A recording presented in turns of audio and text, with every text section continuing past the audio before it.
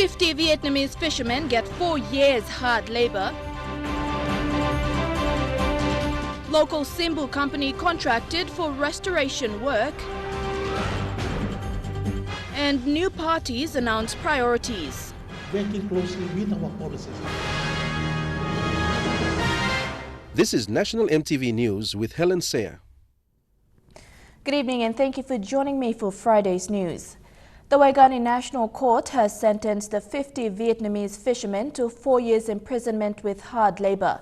District Court Magistrate John Kaumi delivered the verdict with a strong message saying their sentence must be a warning to other illegal fishermen from the Asian region.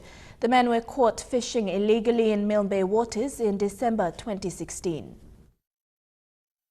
The verdict was handed down at the Bomana District Courthouse this morning. All 50 men appeared before Magistrate John Kaumi with individual charges. The 3 captains of the illegal fishing vessels were sentenced to 4 years imprisonment or to pay a court fine of 50,000 kina each for the 3 charges they were convicted of. The 47 crew members who were also sentenced to 4 years for 1 count of illegal fishing of sea cucumbers under the National Fisheries Management Act 1998 of Papua New Guinea. The 50 men were apprehended on December 22, 2016, 200 nautical miles off Milne Bay's provincial capital, Alotau. They were transported to Port Moresby and first mentioned on 23 January this year. They all pleaded guilty to their charges and have been in custody since their apprehension. Magistrate Kaumi commended the PNG Defence Force naval officers and the NFA for successfully prosecuting this case. Speaking through an interpreter, he said, and I quote, "If PNG people cannot touch the sea cucumbers in their own seas, who are they to help themselves to sea cucumbers here?" End of quote. He further explained to the 50 convicts that they cannot blame anyone else for their conviction but themselves. Further court orders were given to NFA to destroy the illegal fishing vessels after 30 days and all exhibits to be forfeited to NFA. Thakla Gunga, National EMTV News. The Works Department has awarded a 4 million kina contract to a local company in Simbu for restoration work along the Simbu section of the Highlands Highway. This is the second major damage at Wandi in Simbu in just 3 months, costing millions of kina from the national government. Traffic into the Highlands has been affected after the road was damaged by flood last Thursday. Last month, Works Department paid 500,000 kina in compensation to the locals at Wandi for damage caused by the past landslip in January. Scoping exercise was done for the national government to build a new road before the wet season. However, last Thursday, after a heavy downpour, the landslip covered the temporary bypass. The landslip covered an area of 3 kilometers long and 5 kilometers wide. This week, the Works Department awarded a 4 million kina for restoration work at the temporary bypass.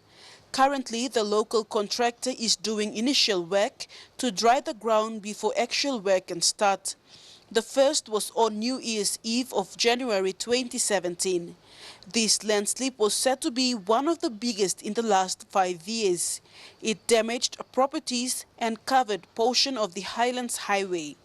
Other landslips along the Highlands Highway are at Watabung, Daulo Pass, Kasam Pass, and some parts of Simbu and Eastern Islands Province.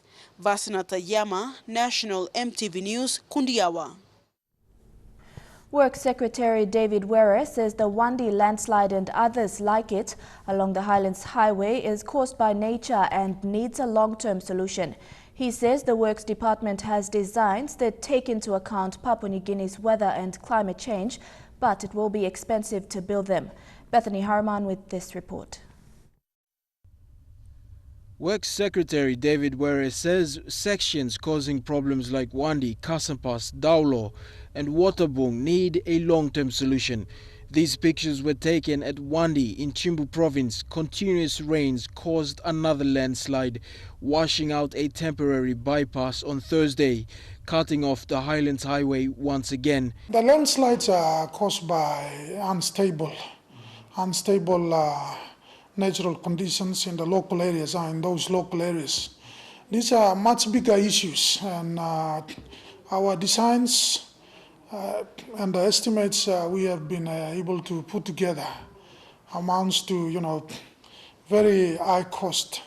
We need to find long-term solutions to the current movements and unstable conditions we experience in these landslide-prone areas. It's understood that the PNG government is going into partnerships with the Asian Development Bank to build the Highlands Highway over the next 10 years. The deal is worth around 8 billion kina. It's part of a long-term solution the Works Department is working on to fix the Leh, Madang and Highlands Highway. But for the mid-term, the Works Department is looking to engage provincial works and district authorities that have the capacity to maintain road sections along the highway. Continue to fix those equipments that are parked in the PTD yard, as well as parked in the districts with local MPs. We can coordinate proper management arrangement to make sure that we fully utilize. The Works Secretary also said contractors will be asked to create work camps along the highway to maintain and repair the roads. It's going to be part of the contract agreement. Bethany Harriman, National EMTV News. Newly registered political parties today announced their priorities. Registrar of Political Parties, Dr. Alphonse Gelu, told members of the new parties that they faced a bigger challenge compared to the established political parties. With the issue of wreaths for the 2017 national election only a month away, the newly registered political parties have a limited time frame to market their policies to the people of Papua New Guinea. Newly registered political parties announced their respective policy priorities today at a forum organized by the Registry of Political Parties in Port Moresby. The purpose of the forum was to introduce the newly registered political parties to the people of Papua New Guinea. Registrar Dr. Alphonse Gelu said the Registry of Political Parties is working on establishing a system which will see political parties driven by their policies, making them more visible to the people of PNG. The Registry of Political Parties is putting great emphasis on the policies of political parties.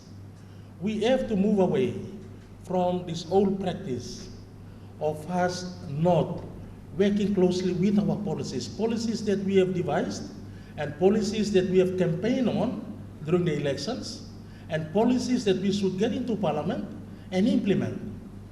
The 11 newly registered political parties include One Talk in Godly Services Party, PNG Youth Party, Nation's Interest Party, Model Nation Party, PNG First Party, Trust PNG Party, Paradise Kingdom Party, PNG Human Rights Party, Grassroots United Front Party, PNG One Nation Party, and PNG Socialist Party.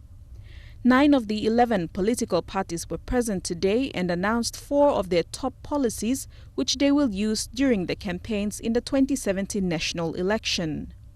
While many of the parties shared similar priorities concerning youth and women, education and health, agriculture, law and order, and infrastructure, there were a few that stood out. We are embarking on giving tax holidays to all indigenous businesses, SMEs. Because right now, small business people are struggling. We design and build public housing projects to facilitate the homeless and to subsidize and also build up unemployment skills training for those who have no formal qualifications. Dr. Gelu emphasized that the focus of the registry is to have political parties that are policy-driven. He also reminded political parties to hold their party conventions. Deli Waigeno, National EMTV News. In the news ahead, a working committee revisit the Juvenile Justice Act, Kompiam Ambum landowners seek alluvial mining license, and coconut farmers call for better roads. Those stories next when we come back.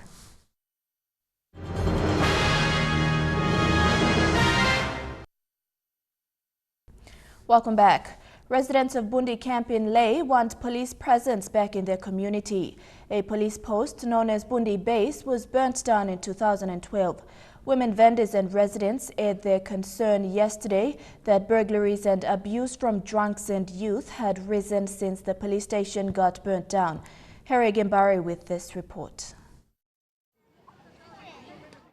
Sellers are choosing not to return to the market to avoid the abuse. Residents are asking authorities to help restore normalcy back into the community. Bundi Camp is a melting pot of cultures and vocations. Families have seen their children grow up in the neighborhood with no serious crimes witnessed when police was based at Bundi Camp. But that had changed for the Onol family, residents of 23 years 2 weeks ago. It was Sunday going on Monday morning. Around 2:30 going up to 3 o'clock, all kalap come inside. We don't know how much blah, but plenty lick, but 7 plan number all come inside Lobanis and some. Jessica then flung an iron rod at one of the burglars, missing his hand as he was trying to grab their computer monitor in their living room. Misuti mania on the aina, so dropping monitor they ran out. As soon as we came out, all kalapim banis minis and last 7 plakakarok blomam's live chicken and salim stape, they took 3, now 4 plus tape and all kalapim banis and they ran. Just across their home is the Bundi Camp market.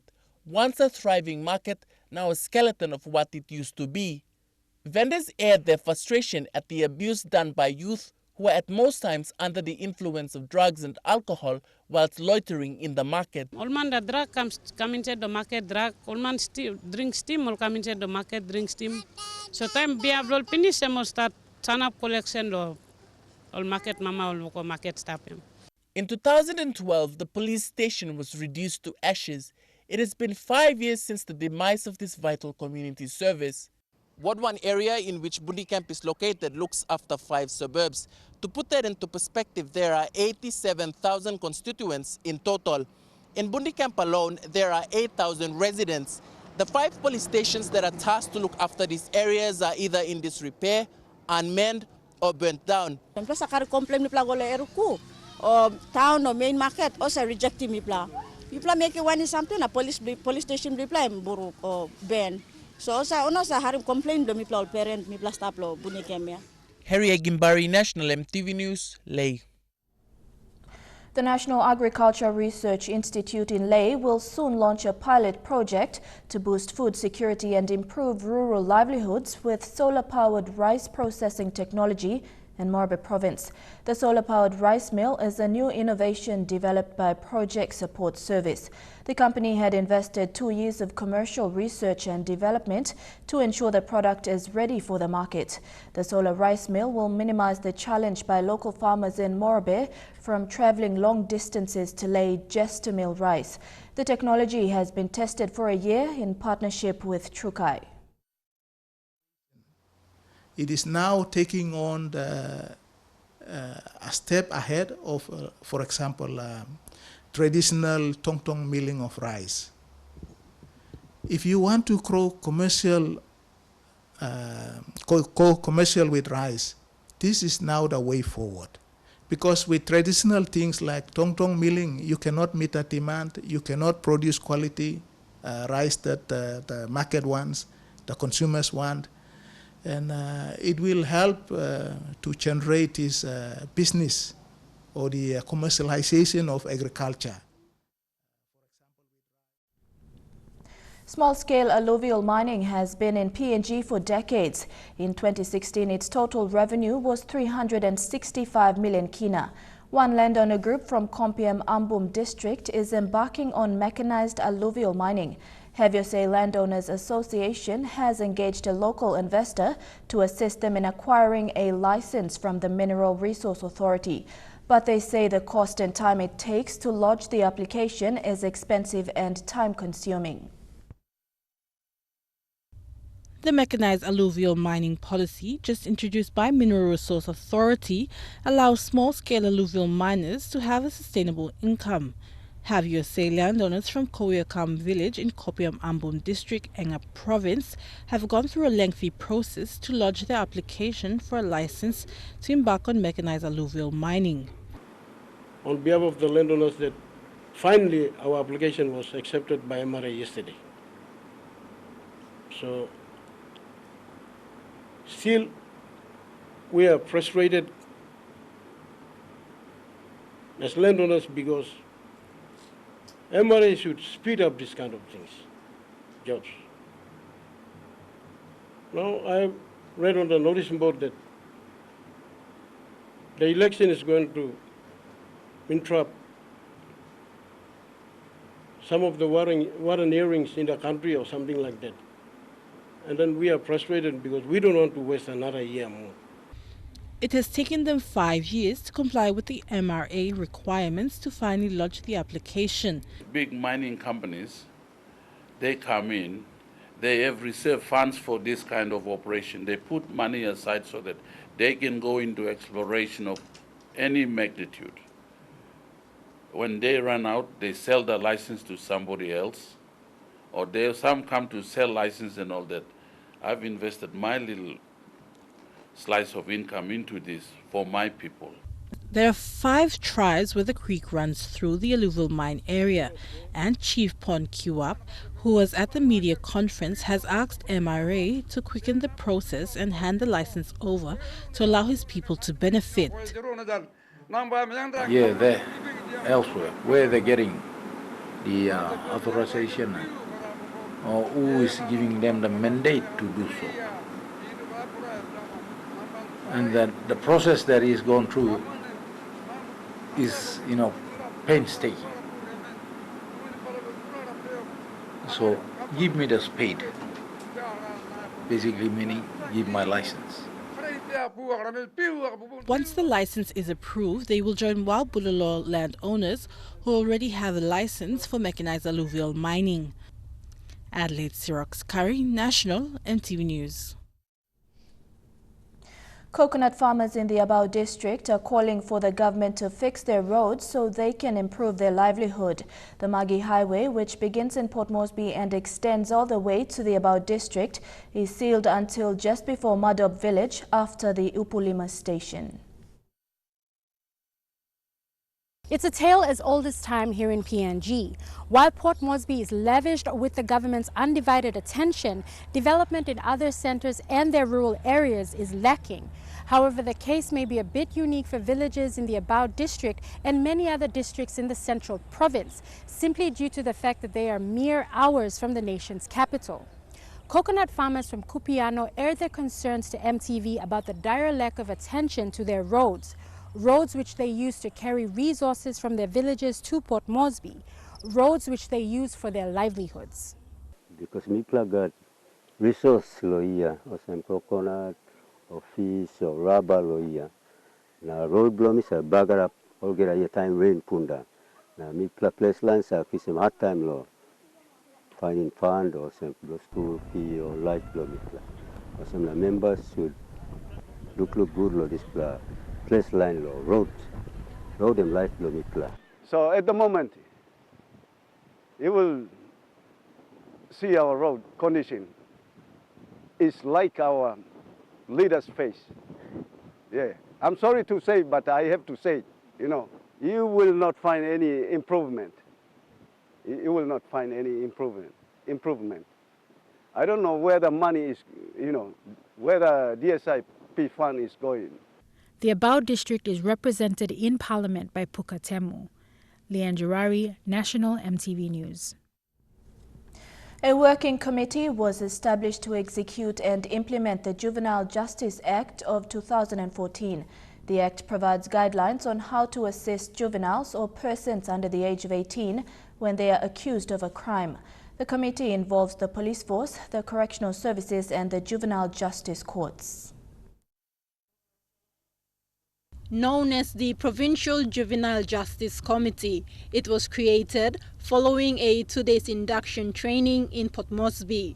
The training is expected to give committee members an insight into current challenges juveniles face when arrested for a crime. Major Killer Apa from the Salvation Army said correct procedures must be followed through by all law enforcing agencies when a juvenile is accused of a crime. And how can we help them? How can we, help them from day one when they come into conflict with the law, right through the process into the court system? In Papua New Guinea, children under the age of 18 are most times prosecuted as adults in a district or national court. Thus, this committee is established to properly prosecute juveniles in a separate court to protect their reputation and welfare. An example would be the alleged crocodile track rape incident in 2016, which involved a foreign couple.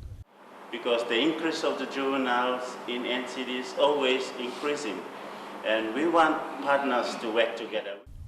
Representing the Australian Federal Police, Brad Morgan, said juvenile policing is a small but important part of the community policing as it amounts to protecting human rights. The children that we're trying to look after and protect are the future of Papua New Guinea.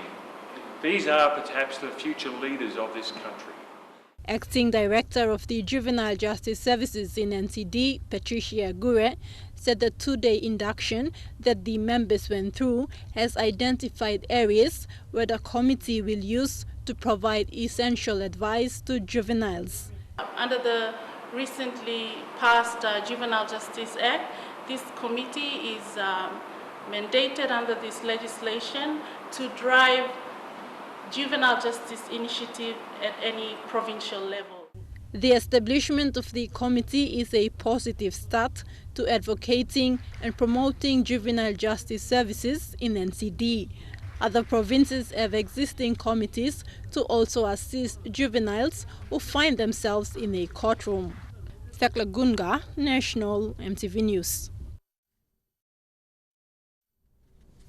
And now looking at our finance news, the kina closed unchanged at $0.3150 in the interbank markets.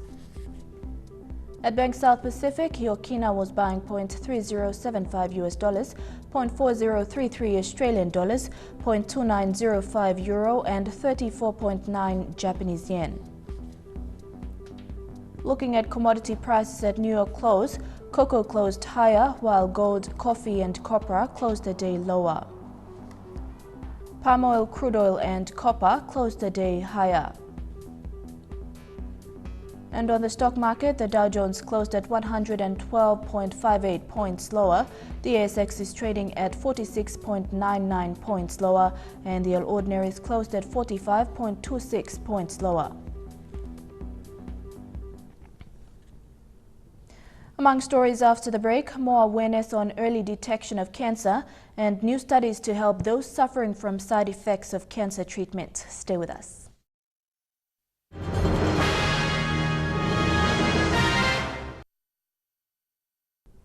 Welcome back to the news.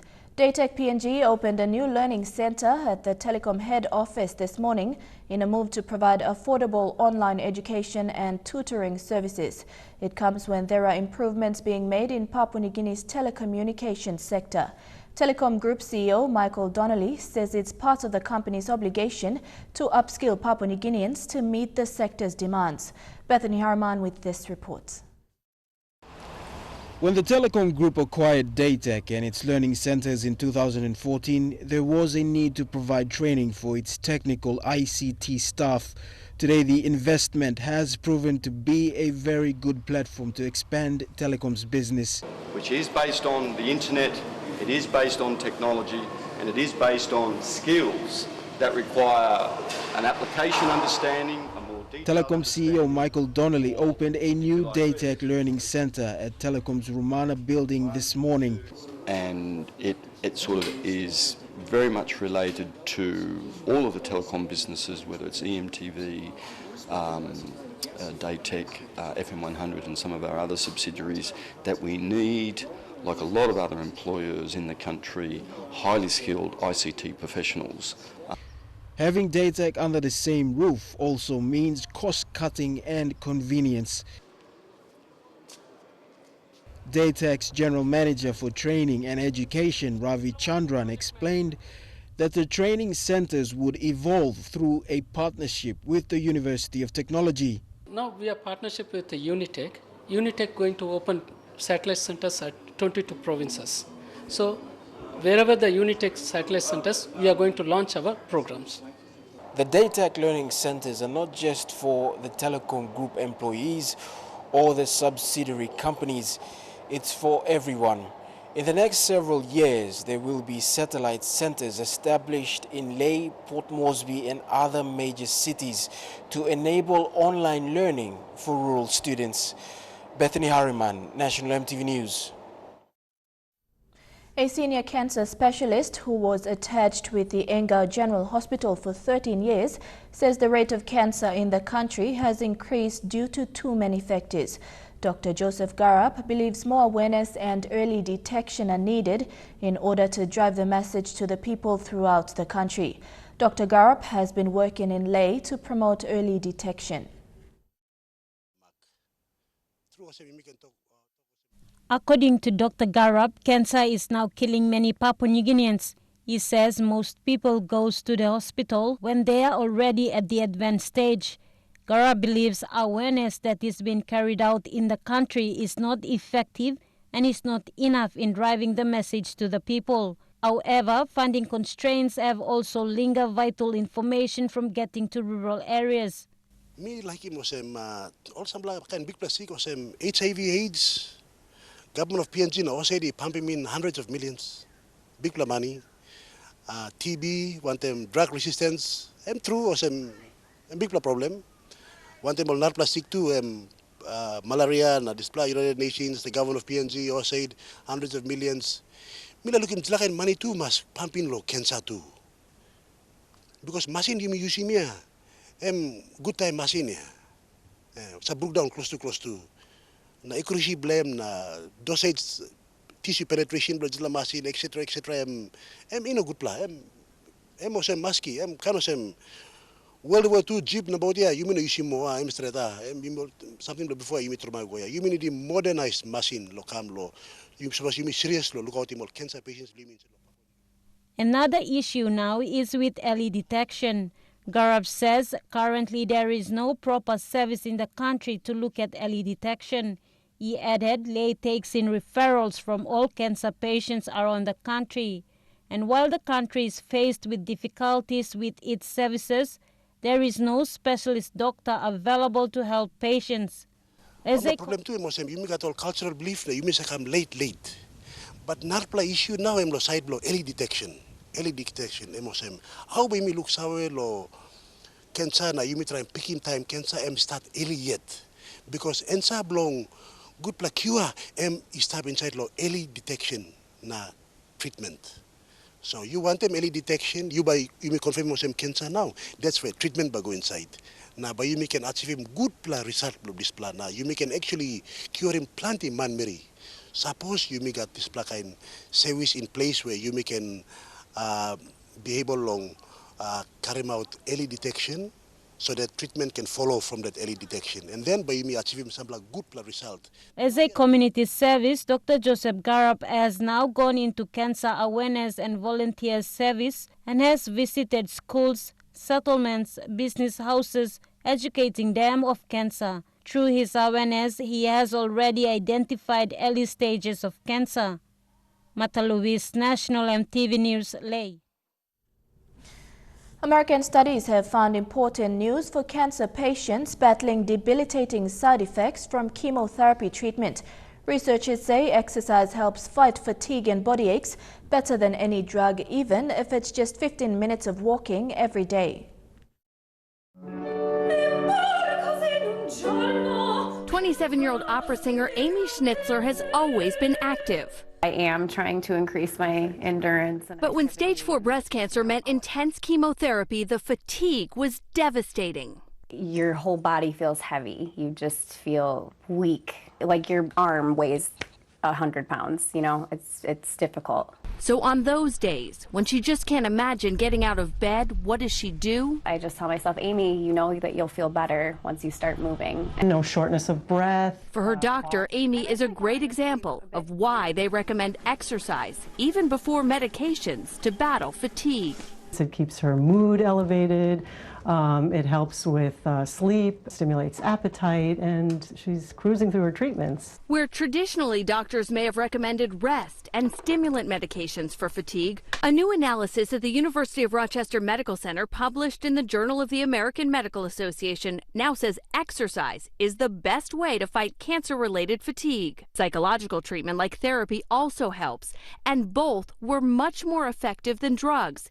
Even moderate exercise works. They don't need to go run a marathon. This is about doing the public health recommendation of 150 minutes of exercise a week. And you can get that in multiple ways. For Amy, not every day is a run. Stretching, yoga, some walking on the treadmill. But doing something is key. How do you do it? I don't know. I just do.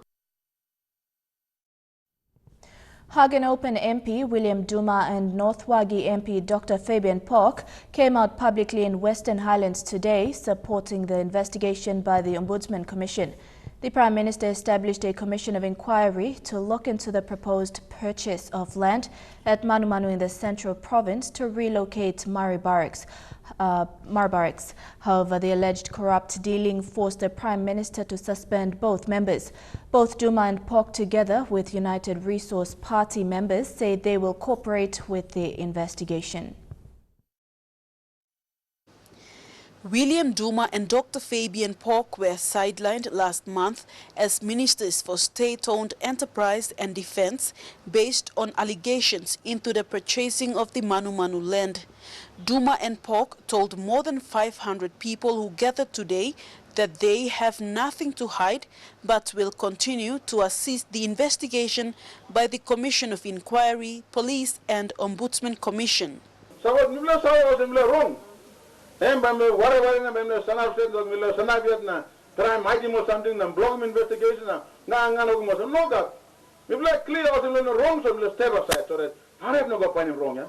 The allegations are that the state business arms had colluded with the two department heads to make the purchases outside of NEC-sanctioned procedures. The cabinet decision of 2012 was for the relocation of the naval base Taurama and Mari Barracks to inland Central Province. Any government spending amounting to over 10 million kina was a collective decision to be made by the NEC. It was alleged that the Defense and State Enterprises ministers spent over 70 million kina on land transfers related to the deal. Dr. Pock today brushed aside these allegations and urged the investigations to continue. So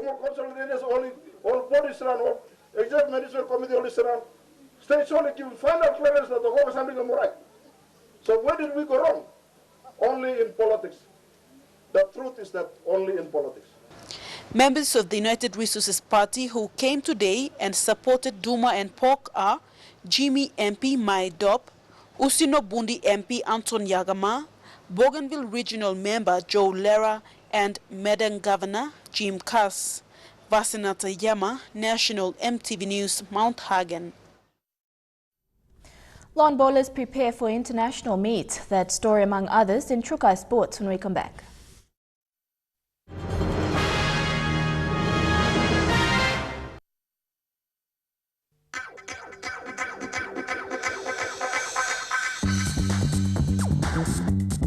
Trukai Sports.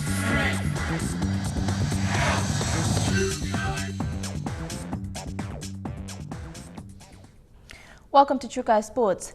3 players from Papua New Guinea will be travelling to attend the Junior World Lawn Bowl Championships. The championships will be held next month on the Gold Coast in Australia. Gariga Babona from Port Moresby is one of the junior players travelling to Australia. This will be his first international tournament and he is looking forward to the challenge. I cannot say that I am 100% confident. I cannot guarantee you guys that I will do my best, but I'll just say whatever comes I'll accept, and yes. The other two juniors are based in Leh and have been doing their own training in preparation for the tournament. Recently, we completed the National Junior Championships back in September, and we haven't been playing together or training together, but we've been playing national tournaments like either together or side by side. The junior team received funding from MRDC to help purchase tickets. Lawn bowls is an expensive sport and it's difficult to secure sponsors. PNG Bowls President Kevin Kautu thanked MRDC for their support. Sponsorship has been our main problem, but since taking office we've been knocking on doors. Today we received some positive response from one of our key sponsors, which is MRDC, and today we will witness the presentation of the first support to our juniors. MRDC General Manager Investments Clifford Kasi says they are happy to support PNG junior lawn bowls in the country. We decided to help them with the tickets for our junior bowlers. I think supporting junior teams goes a long way for the future. Elijah Levet, National EMTV Sports. Senior Football Operations Manager Rex Lecker told EMTV Sports today that selections for the Mosquitoes side will be made in the coming weeks. The team will be finalized before May to defend their 2014 International Cup title in Australia. He said the same will apply to the Flames, the national women's team, who are making a comeback into competition after missing out in 2014.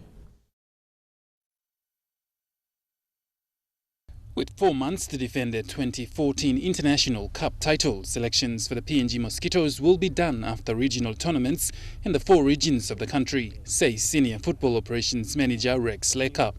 Players from the Mosquitoes team will be made up of overseas-based AFL players and local players around the country so that the strongest team can be formed to defend the 2014 International Cup title. Like I said, players around the country will have to show prowess and play hard to make it into the 2017 squad. We will be running what we call the regionals in 3 different provinces. The first one will be held up in Leh Morobe Province, Team Morobe, Team Western Highlands Province. Both teams will be playing they'll have a men's team and a women's team each, which they'll be playing, and then after that a selection for the northern side will be selected from there. The following week on the 25th, we're hoping to have one up in the islands. That's between Team New Ireland, Team West New Britain and Team East New Britain. He says since the women's team missed out on the 2014 International Cup title after their first appearance in 2011, 2017 is looking promising for the Flames to participate in this year's competition. The selections, especially for the men, for the Mosquitoes, will be really, really tough.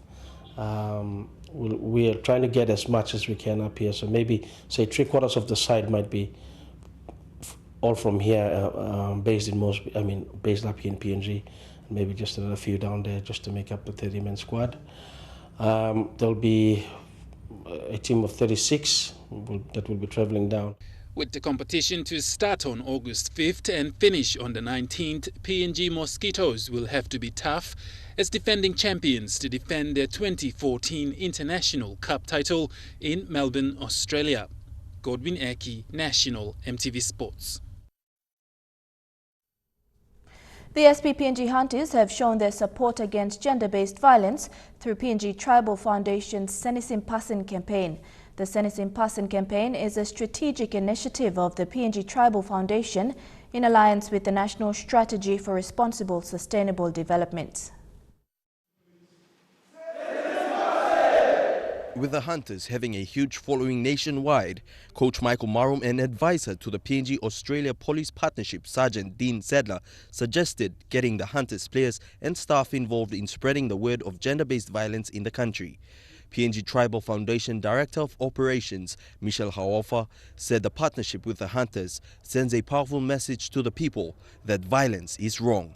Haofa was excited at the opportunity to engage such advocates for the campaign, which presents the darkness of violence in a manner geared to inspire hope and change by highlighting the value women bring to society. PNG Tribal Foundation showed the Senisim passing film to the hunters, the police team and invited guests.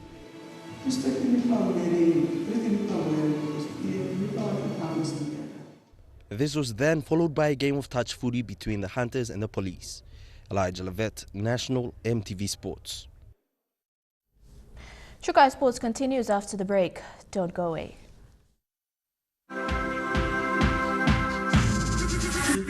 Chukai Sports. Welcome back to Chukai Sports. It is now been made clear by soccer's governing body FIFA that fans at next year's World Cup and this year's Confederations Cup in Russia will need special identification cards to matches. This decision has come about after violent clash from fans in soccer matches prompted authorities to take drastic measures to prevent such behavior.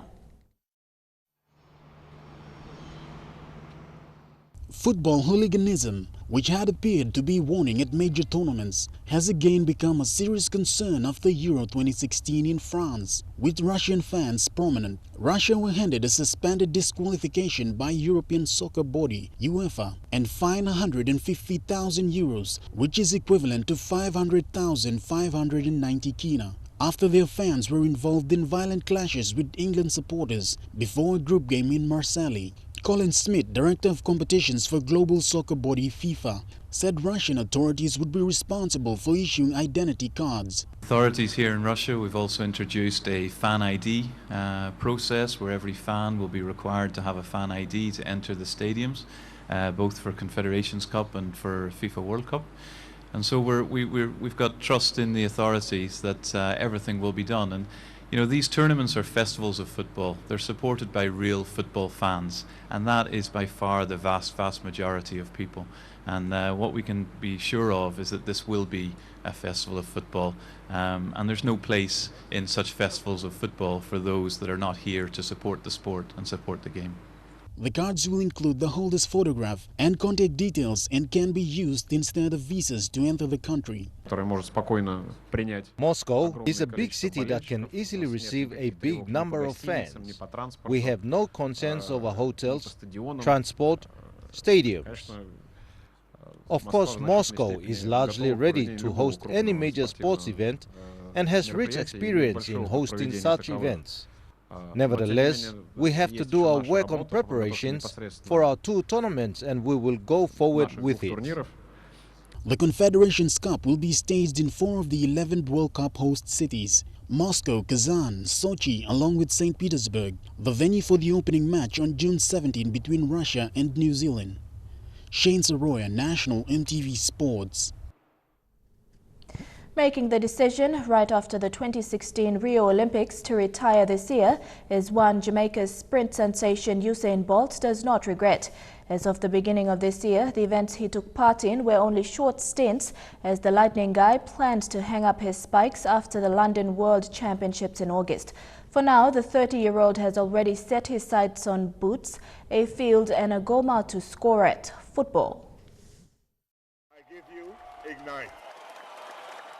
While Bolt has made known his plans to start a career in football, he also let on that he will be doing a football training gig in Dortmund, Germany, the home ground of Germany's national football team Borussia Dortmund.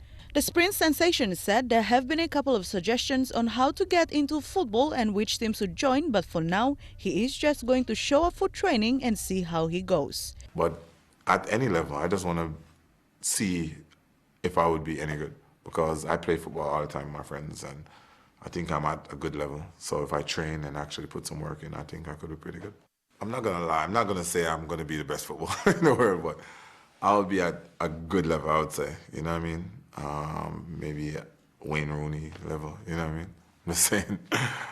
The Lightning man believes he will be just as good to some degree. With the treble of 100 meters, 200 meters and 4x100 meters Olympic titles at the 2016 Rio Olympics under his belt, Bolt plans to go all out for his fans one last time come August.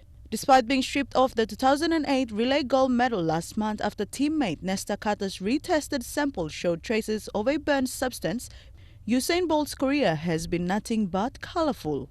The 30-year-old's recent gigs saw him bring his team of international all-stars to victory in the inaugural Nitro Athletics Series in Melbourne last week. And he ran his individual race for 2017 and acquired an easy 150-meter sprint win. I've told myself, I think my mind has already said, yeah, this is it. You know what I mean? This year, for me, it was just for the fans. I'm just here just to entertain because I wanted to stop. But then the fans were like, no, a lot of us haven't seen you compete. And I was like, you know what? Let's give the fans a chance to see me actually compete one more time. So that is the main reason why I'm still competing this year. Because if it was up to me, after the Olympics, I would have just said, all right, that's it. But for the fans, I'll do it for them. Dinero Strico, National EMTV Sports. And that's a wrap for True Kai Sports. The weather details when we come back. True Kai Sports.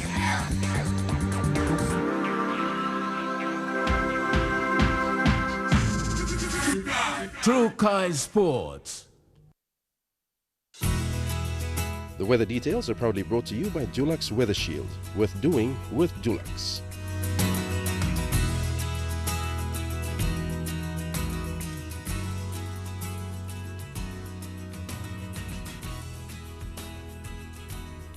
Looking at the weather forecast for the next 24 hours in the southern region, some showers and thunderstorms in all centers.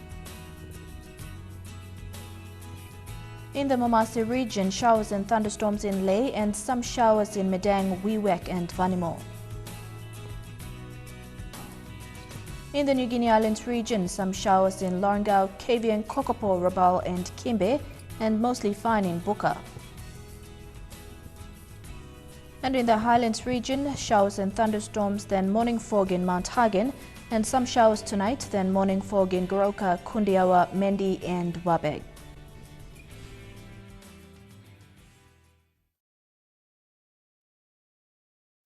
The weather details are proudly brought to you by Dulux Weather Shield. Worth doing with Dulux. And that's the way it is this Friday, the 3rd of March 2017. From the news team, enjoy your weekend. Good night.